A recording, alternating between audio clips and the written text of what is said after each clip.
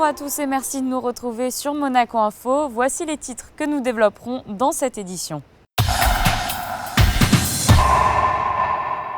Nous débuterons ce journal avec l'ouverture de la 10e édition de Monacophile en présence du prince souverain. Les lycéens de la principauté ont assisté à des ateliers et des conférences autour de la lutte contre le VIH ce 1er décembre. À l'occasion de la COP21, une équipe de Monaco Info présente au Bourget s'est intéressée au fonctionnement vert de cette conférence. Et nous clôturerons cette édition avec une exposition en hommage au programme de vols spatiaux russes présenté à l'Hôtel Hermitage. Je vous en parlais en titre, le prince souverain a inauguré l'exposition Monacophile au musée des timbres et des monnaies, un événement philatélique international que nous présentent Christina Thomel et Thomas Deus. Le grand rendez-vous de la philatélie internationale Monacophile 2015 comblera collectionneurs et amateurs à Fontvieille. Des pièces exceptionnelles très rarement présentées issues des collections de la reine Elisabeth II ou encore de celles du prince souverain et des collections de musées postaux nationaux ou issues des membres du prestigieux club de Monte-Carlo. C'est véritablement un très grand succès. Monacophile, dont c'est la 10e édition, se tient tous les 2 ans en principauté et chaque édition rassemble un nombre de participants toujours plus important venus de tous les continents avec des pièces très rares. J'encourage véritablement les monégasques et les résidents qui ont un peu de temps dans le week-end de venir découvrir dans l'espace Léo Ferré et dans l'espace qui est dédié à la collection des voitures du prince souverain. Je les encourage à venir découvrir ces pièces, alors certaines très anciennes et de grande valeur, d'autres des émissions plus récentes. Là, je me trouve devant le stand de l'office d'émission des timbres-poste de Monaco et on peut voir tout ce qui a été émis par notre office dans les quelques dernières années. En effet, une section sur la philatélie polaire russe sera présentée dans l'enceinte du Monaco Top Cars Collection. Les dernières nouveautés philatéliques et les timbres classiques du monde entier seront également dévoilés au public. L'Office des timbres de Monaco mettra quant à lui en vente 3 nouvelles émissions. Alors l'Office des timbres de Monaco présente des produits exclusifs pour Monacophile 2015, notamment un coffret en simili-cuir rouge pour la 10e édition de Monacophile qui comportera à l'intérieur un feuillet en tirage limité représentant leurs Altesses Sérénissimes, le prince de Monaco et la princesse de Monaco. Donc ce coffret est édité à 2800 exemplaires et il est vendu exclusivement pendant Monacophile 2015. Nous avons également des timbres plus classiques. Le premier timbre à l'effigie de la princesse Charlène qui sortira donc le 3 décembre.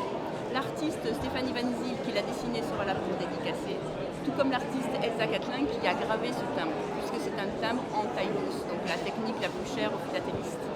Nous avons aussi un bloc en commémoration des campagnes arctiques du prince Albert Ier, puisque le thème de Monacophile 2015 est la philatélie polaire. Et puis un timbre qui représente la rose princesse Charlène de Monaco. Un rendez-vous de la philatélie internationale qui se déroulera jusqu'au 5 décembre sur les terrasses de Fontvieille.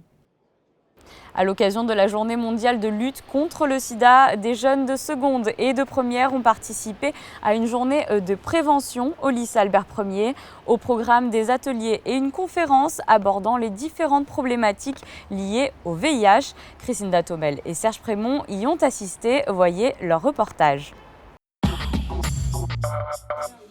Ces journées d'information et de prévention contre le virus du sida se sont déroulées tout au long de la semaine au lycée Albert Ier.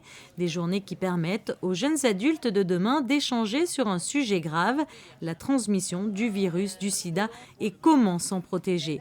Les lycéens de seconde et de première ont donc pu échanger avec l'équipe du centre de dépistage anonyme et gratuit du CHPG. Ce qui m'inquiète un peu, c'est que je me demande s'ils ont vraiment peur ou s'ils sont un peu indifférents. Parce qu'on a beau leur expliquer, et c'est la vérité que malheureusement les chiffres remontent en France.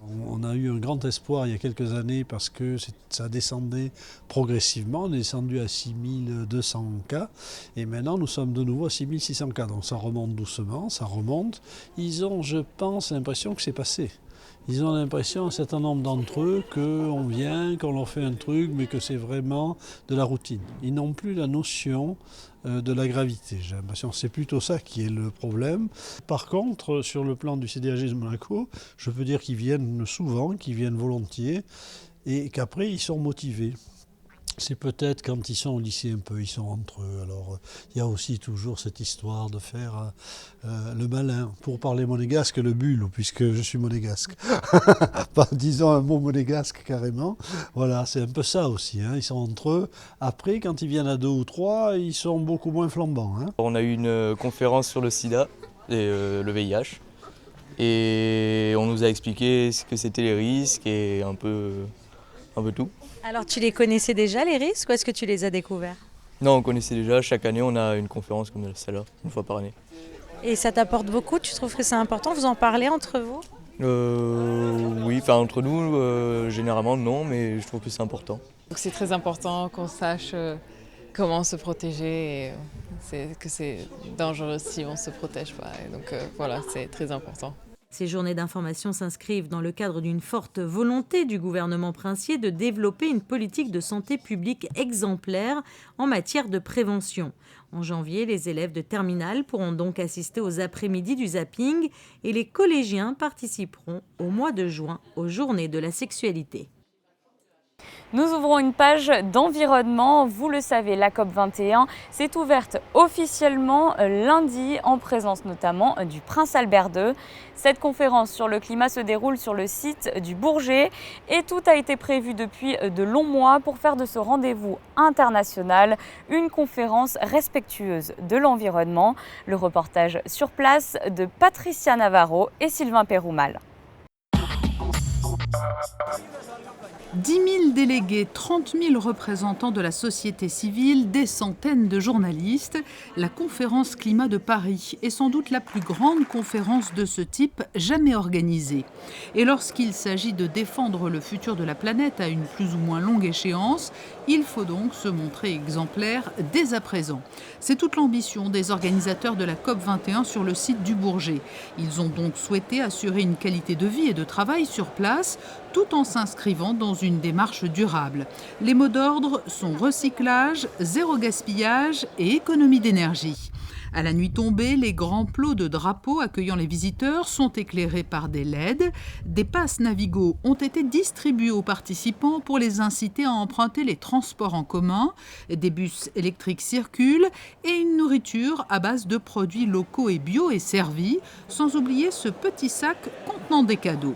Nous avons donc un petit sac de bienvenue pour tous les participants de l'événement qui a été fait à partir des matières recyclées, donc des vêtements, des anciens vêtements qu'on n'utilise plus. Ils ont fait en 3 couleurs différentes, donc on a bleu, on a vert et rouge.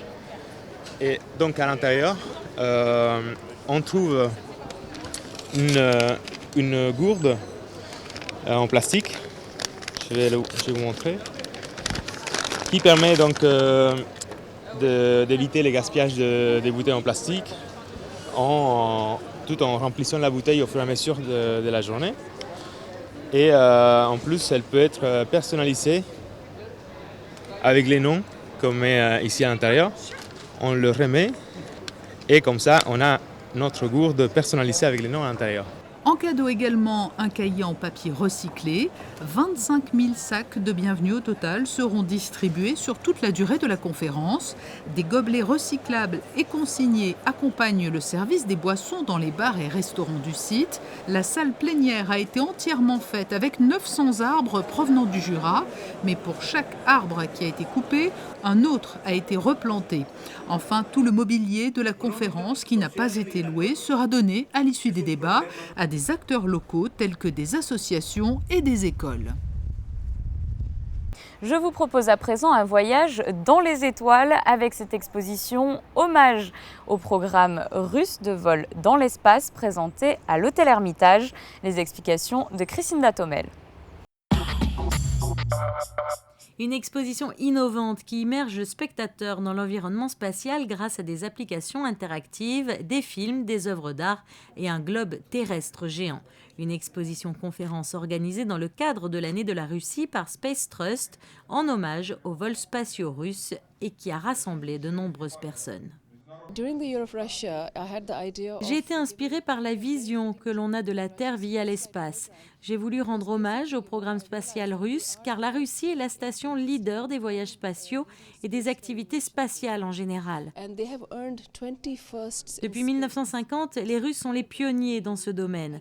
Cette exposition retrace donc le rôle joué par la Russie en tant que nation spatiale et ses 20 premières dans ce domaine.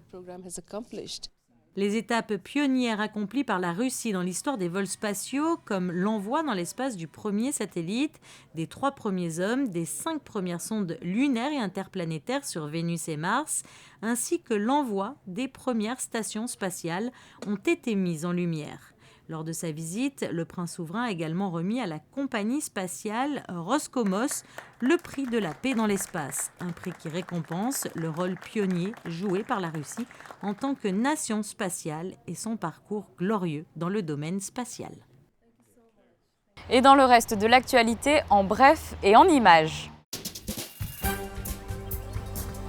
Nous restons du côté de l'hôtel Hermitage où une soirée spéciale était organisée afin de célébrer les 70 ans de l'Ordre des experts comptables, un anniversaire en présence de nombreuses hautes personnalités de la principauté. Rappelons que l'Ordre a pour mission la tenue de comptabilité, la surveillance et la révision des comptes ou encore la mise en place et l'organisation de la comptabilité générale. Le prince souverain était également présent au dîner de la Fédération monégasque d'athlétisme au Fairmont. Lors de son discours, il a souhaité remercier les équipes du comité d'organisation. Le directeur du meeting Herculis, Jean-Pierre Chebel, a quant à lui rappelé le titre de meilleur meeting au monde 2015, obtenu pour la 2e année consécutive. C'est une course atypique et physique. l'Ugiru de Natale aura lieu le dimanche 13 décembre à partir de 9h sur le port Hercule. Organisée par l'association sportive de la sûreté publique de Monaco, cette course couvre une bonne partie du territoire monégasque, du boulevard Albert Ier à Monacoville en passant par le Larvoto. Je vous propose d'écouter Philippe Espalargas au micro d'Émilie Rousseau. Même si le parcours est un petit peu difficile pour en tout cas les personnes qui ne sont pas habituées à cela, c'est-à-dire 90% des coureurs, ça ne les empêche pas de se mesurer, de tenter de rivaliser avec les meilleurs. C'est une course qui a toujours été faite dans la bonne humeur. Il faut savoir que les inscriptions sont toujours ouvertes. Les inscriptions sont toujours ouvertes, jusqu'à samedi en tout cas. On peut éventuellement s'inscrire donc, dans les points de vente, si l'on peut dire, les magasins de sport, City Sport à Monaco, ou même sur Nice, Endurance Shop Nice, Endurance Shop Menton également. Et sinon, le vendredi, samedi, on pourra s'inscrire uniquement sur place, sur le port. Et on peut également s'inscrire par Internet, sur le site www.ugirudenatale.com. Et sachez qu'il existe également un challenge par équipe. Les entreprises monégasques sont d'ailleurs les bienvenues pour y participer. Voici pour l'essentiel de l'actualité en principauté. Je vous propose à présent un aperçu de la météo de ces prochains jours. Vendredi, le temps sera clément et les températures resteront supérieures au normal de saison. Il fera 12 degrés au lever du jour et 17 degrés dans l'après-midi. Samedi, le ciel sera plus voilé que les jours précédents, sans toutefois une réelle disparition du soleil. Les températures seront en légère baisse. Dimanche, journée agréable en perspective, il fera jusqu'à 16 degrés au plus chaud de la journée. Et finalement lundi, temps relativement ensoleillé, les températures resteront stationnaires. Il fera 10 degrés dans la matinée et 16 degrés dans l'après-midi. Ce journal est à présent terminé. Retrouvez toute l'actualité de la principauté sur le site Monaco Channel. Je vous dis pour ma part à très bientôt sur notre antenne. Some people still have questions about coffee.